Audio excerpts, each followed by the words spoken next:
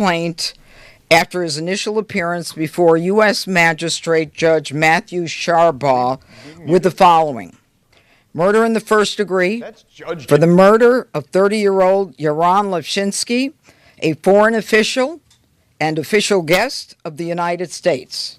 Mr. Lashinsky was here on official business for the State of Israel. The defendant Rodriguez is also charged with 2 counts of murder in the first degree for both Yaron Lashinsky along with 26-year-old Sarah Lynn Milgram of Kansas. In addition, there are several felony firearms charges for discharging a firearm in the middle of a violent crime and for causing the death of an individual through the use of that firearm. Now, this investigation is continuing, and as you can see, we have most of the stakeholders here today who will be given an opportunity to speak with you.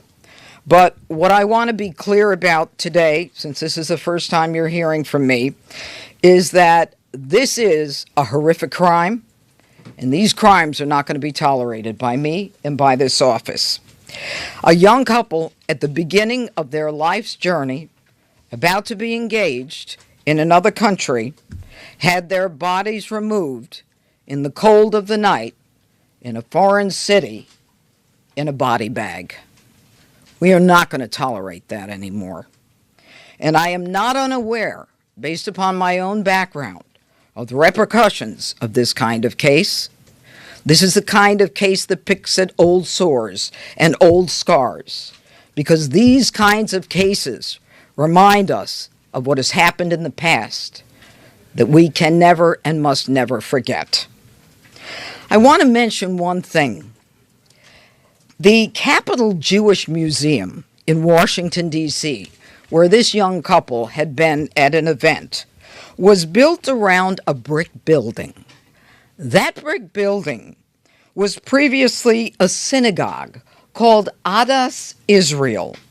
It was one of Washington's first synagogues, a congregation that was created in 1869.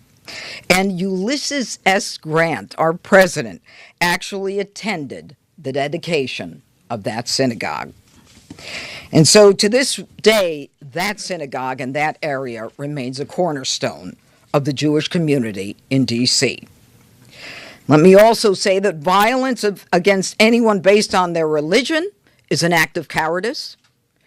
It is not an act of a hero. It is the kind of case that we will vigorously pursue. Anti-Semitism will not be tolerated, especially in the nation's capital. Now, we're going to continue to investigate this as a hate crime and a crime of terrorism, and we will add additional charges as the evidence warrants. So this charging today is the initial charge.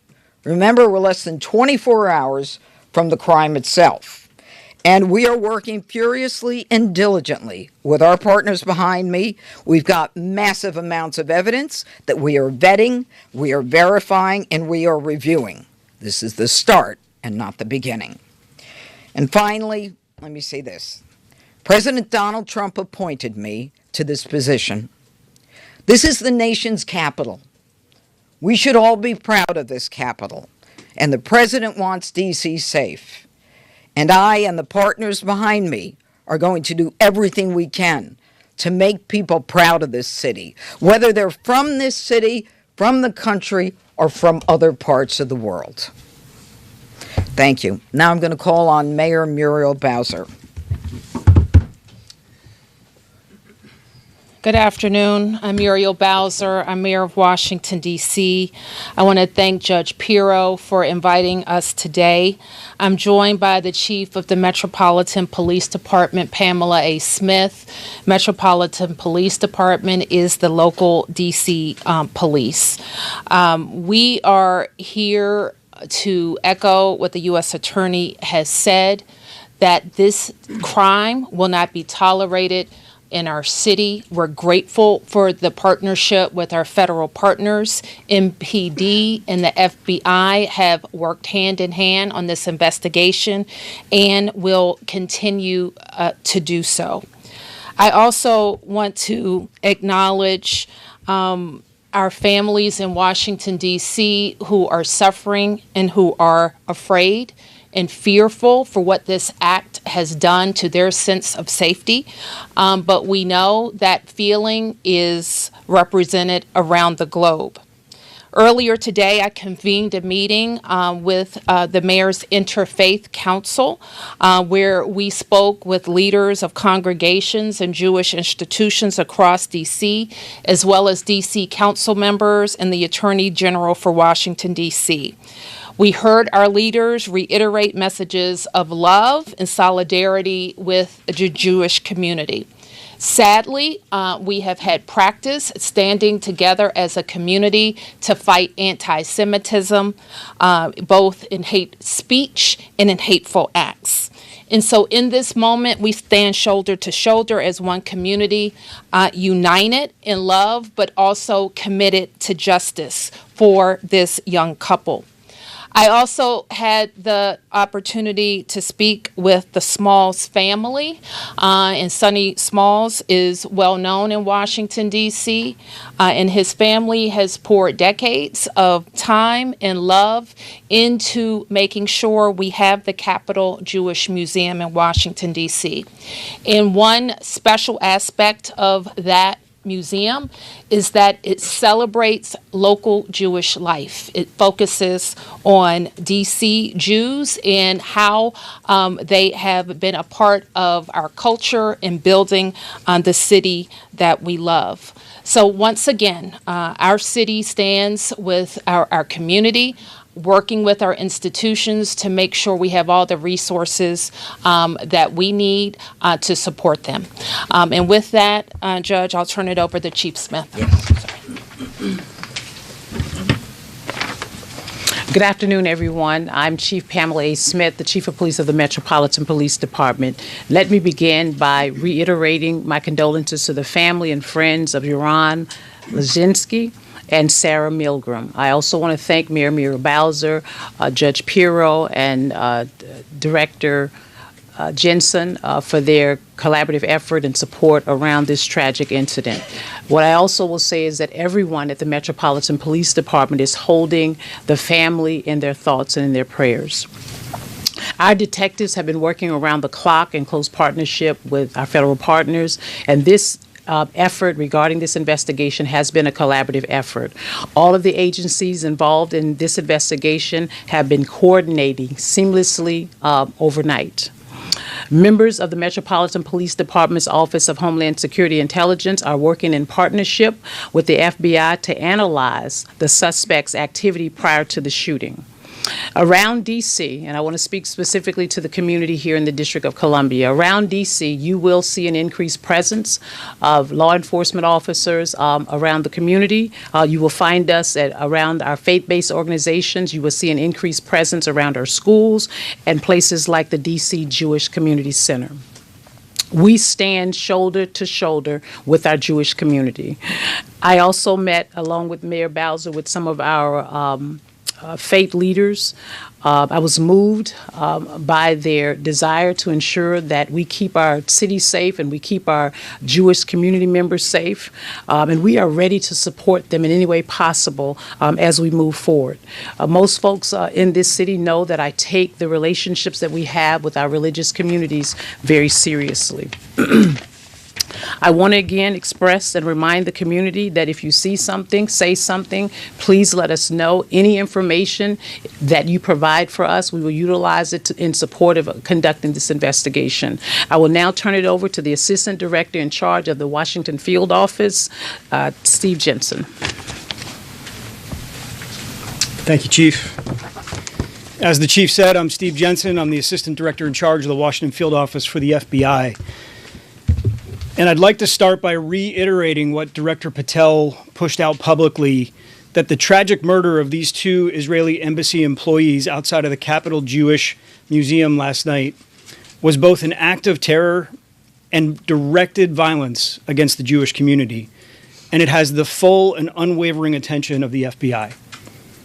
The FBI Washington Field Office, JTTF, has been in lockstep with MPD, and with the assistance of FBI offices across the country, we're continuing to investigate and contact the subject's associates, his family members, and coworkers. We are also executing search warrants for his electronic devices, reviewing his social media accounts, and all of his internet postings. Regarding some internet postings, we are aware of some writings that are purported to have been authored by this subject. We're actively investigating to determine both the authorship and the attribution of these writings, if they belong to this subject or not. I'd like to thank our partners in the U.S. Attorney's Office for bringing these significant federal charges in quick order within 24 hours or less than of the time of this incident. Make no mistake, this attack was targeted anti-Semitic violence, and it won't be tolerated. These significant charges are a step towards restoring justice for the victims and their families, but our work is not done. The FBI will continue to pursue all leads and use all available resources to investigate this attack. We join MPD in affirming that there is no ongoing threat to this community. And we're also seeking assistance from the public. We do have gaps in this investigation currently. We know the subject landed in the D.C. area on May 20th and that he was taken into custody on May 21st. We're asking the public, anybody who had contact with the subject, anybody who knew his whereabouts or where he was located during that gap of time, to contact the FBI at 1-800-CALL-FBI or to submit an online tip at tips.fbi.gov. And with that, I will turn it back over to Judge. Thank you very much. All right, we'll take a couple questions. Go ahead. Yes, we had spoken to a witness who said that this was a private event, that it wasn't publicized. So is there any idea how he actually knew about this and showed up at this specific event? You know, that's something that we're investigating right now. I think that, Chief, you'd agree with me on that. That's the kind of thing. Do we know? And That's still under investigation. yeah, we're looking at that. There's a lot. Everybody understand. This is fluid. It's happening now. Go ahead. Madam U.S. Attorney, you mentioned terrorism. Can you speak to any possible nexus to terrorism? And Assistant Director Jensen, are you confident that this gunman acted alone? Is there any indication at this point that he was inspired? And then also curious if the chief has any concerns about copycat attacks. Well, first of all, let me say that we're going to continue, as I said, to investigate this as an act of terrorism and as a hate crime. And as we do so, we will bring additional charges whenever those charges are warranted and provable. And I suspect as we go forward, before we get to the grand jury itself, that there will be more charges added. Yes, sir. Has there been any indication from the investigation so far that the subject was on the radar for the FBI or some other investigative agency around the country? Was he involved in any activism that might have put him on the radar? And also, if you would also, on the issue of whether there were anybody else connected to him, obviously those writings were posted, and the timing of that, we're wondering whether you've seen any indication that someone connected to him might have been associated with posting those? So, a lot of questions. Okay. Let me try and break it down. Sorry. Chief, I think you addressed some of this yesterday when we first initially briefed the public on this matter. There was nothing in criminal records or in our holdings that indicated that this person was previously known to us or would have popped on our radar or MPD's radar. We know that he originated outside of the district, came in for a conference on May 20th, and was a resident in the Chicagoland area. That's what we know about him currently. As far as associates, relatives, the reason we're checking associates and relatives is to put all the pieces together. There's a lot of unknowns. So known contacts, known relatives, known associates, these are basic investigative steps to put a composite picture together of who the subject is, what did people know about him, and who was he closest to. From that, we'll build out the investigation. Aside from that, I couldn't answer more. Go ahead. Hi. A quick question. Oh, sorry, Keith Alexander, Washington Post. Were you seeking the death penalty? Can you talk a little bit about that? And also, the night of May 20th, any idea where he stayed at all? I think that we have an idea of that, but let me just say that, the president and the attorney general have both indicated that, in cases where the death penalty is warranted and seems appropriate, we will use it. It's far too early to say whether that is the case, but this is a death penalty eligible case. And what about the night of May 20th? Do you want to talk about that, Chief? No, I think it's still a part of the investigation. Definitely still part that's- of the investigation. Yeah, I don't want to get into the weeds. I think that right now he's been presented. Excuse me. It's in progress. It's in progress. Okay. Yes, sir. Can you just, Mr. Johnson, can you just clarify one thing you said? You said he was in town for a conference. Was that a different conference than the one, than the event? And could you tell us more about what that particular event is and then another? So we're still looking into the nature of the conference, we believe associated with his work, and we are contacting his employer and trying to figure out what the nature of his job was. We believe the reason for his flight was related to a conference for his work. What's the nature of that work? I don't have it at the top of my head. And then the other question is, he seems to have been sort of stalking, I forgot what the word was, pacing in front of this event. And he seems to have had pretty easy egress in and out of the place. What does that say about the level of security, and are you investigating that for, and Mayor Bowser, are you considering increasing security around these sorts of events and institutions? So regarding the movements of the subject, obviously still very much a part of the investigation. Composite of collected videos, witness statements to put a full picture together before I would comment on any one particular act that he may or may not have been observed doing. As far as security goes for a private entity, I wouldn't comment on that. And as far as posture goes, I would defer to the mayor. I think that the director is correct. This was not a event that falls into our special events category, where MPD and other government agencies have a stood-up posture. This was a relatively small event at a museum, so MPD or the government agencies wouldn't stand up additional resources unless they were requested or unless we got a call for service. More than that, I will say that we have had a local program and a federal program that have helped institutions, faith institutions, and others who have been concerned about violence, anti-Semitism, or other hateful speech and rhetoric. And very recently, we have issued grants, and we have issued grants over the last several years to those institutions to harden their security, add cameras, add additional security, and I believe that the museum has done some of those things. I'm going to sneak one last thing in. All right. I just want to follow up with this. We've been advised that the defendant has appeared in court. He's had an attorney appointed. He's been advised by the judge that he could be punished by death or by life. And of course, we sought detention. The defendant waived his right to a detention hearing and concedes to detention. And right now, a preliminary hearing is set for June 18th at 1 o'clock. So it is done. One clarification, Mr. Jensen. You are not ruling out that this manifesto might have been written by this gentleman, right? We don't know. We don't know, and that's still very much a part of the investigation. Sorry. Okay. We good? All right. Thank you all. Yes, sir. One more. Yes. Were any MPD officers working details at this event last night, perhaps off duty? And then the follow-up to that, when you say, the FBI said a targeted event, do you believe the victims were targeted or simply the event was targeted? So let me answer your first question, Mark. MPD was not assigned to that event. As you know, you've heard me say on last night, there were security officers assigned to the event, but not Metropolitan Police Department members. On or off duty? On or off duty. Okay. And then the targeting, was that the event that was targeted or these two individuals specifically targeted? We're not saying at this time.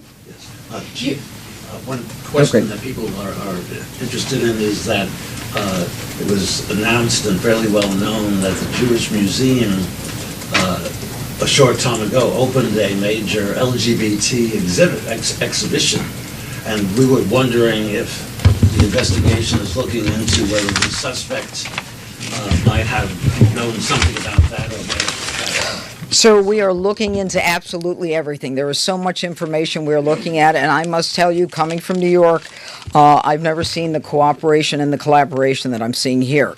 It was immediate, it was instant, it was coordinated, and my hat's off to this area. And we're going to clean it up. Thank you. Is that you? No, but Yeah. Thank you all. Thank you. Thank you.